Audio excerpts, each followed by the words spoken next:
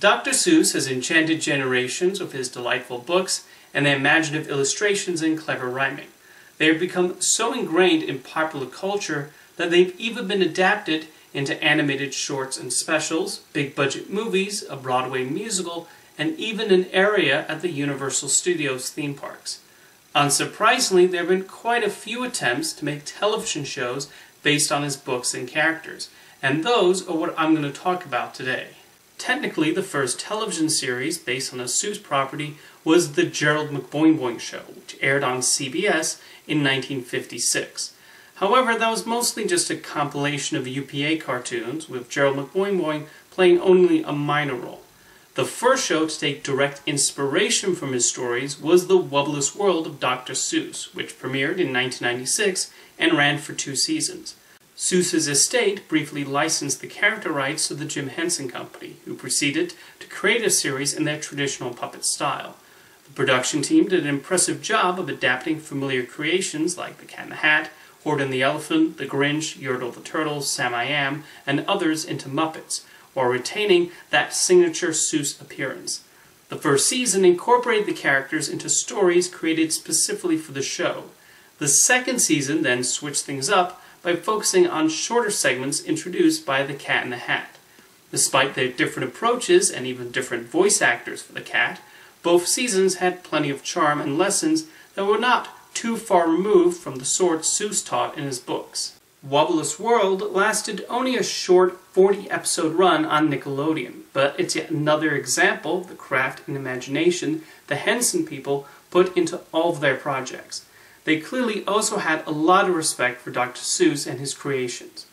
In 2005, Cookie Jar Entertainment produced a Gerald McBoing Show for the Canadian channel Teletoon. This series consisted of shorts with an emphasis on the different sounds Gerald is able to make.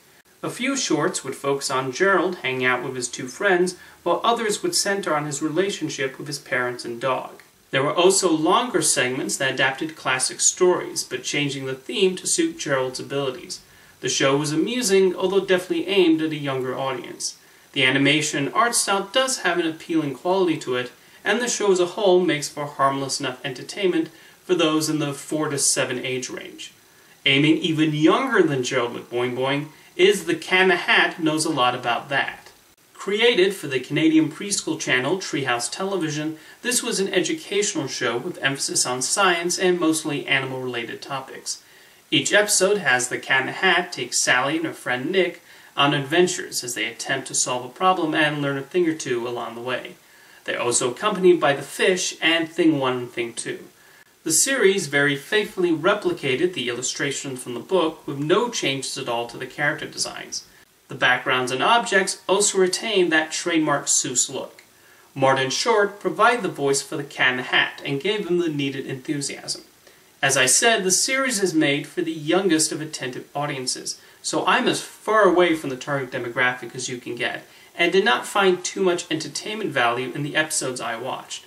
The lessons are on the simple side, and it's not a show that's going to challenge children, but I'm sure most of them will learn something about their favorite animals, and it's colorful and inoffensive enough. Last year, Netflix debuted an ambitious animated series based on Green Eggs and Ham. Produced by Warner Brothers Animation and developed by Jared Stern, the idea of taking such a short book with a simple premise and adapting it into an entire series seemed absurd to many people. And yet, Stern and the other writers were able to pull it off. They successfully expanded on the story of Sam I Am trying to convince a grumpy man to try the titular dish by having fun with the road trip concept of the book and incorporating the various locations into each episode. The utilization of the book's classic lines leads to some particularly great moments that even succeed in developing Guy-am-I. Then there is the animation, which is absolutely gorgeous. Netflix spent a lot of money on Green Eggs and Ham, and it shows in the finished series.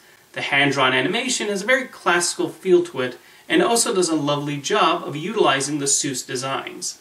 The character animation is particularly expressive and fluid, like the sort you might have seen in an animated film in the 90s, and the backgrounds and prop designs flesh out the world and the many towns visited by our leads. With the likes of Hilda, Klaus, and now Green Eggs and Ham, Netflix deserves so much credit for their support of hand-drawn animation these past few years. The voice acting is also excellent. Michael Douglas and Diane Keaton were the standouts for me, while Keegan-Michael Key made for an entertaining narrator.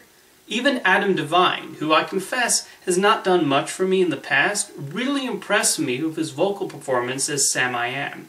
He gets the perky and unrelenting personality of the character down, but also sells the more downtrodden scenes too. The writers are able to develop these characters in ways that feel natural, and the humor is consistently funny throughout. David Newman's music also deserves a mention. He was a frequent presence in movies I saw in my youth, like Matilda, The Flintstones, and Ice Age, but it's been a while since he got the chance to sink his teeth into a major project. Hearing his compositions for Green Eggs and Ham really added to the show's nostalgic and inviting feel. Thankfully, the show has proven so successful that Netflix has already ordered a second season, which according to the official plot synopsis will take Sam I Am and Guy Am I around the globe and outside their comfort zones as they get caught between two sides of a delicious conflict.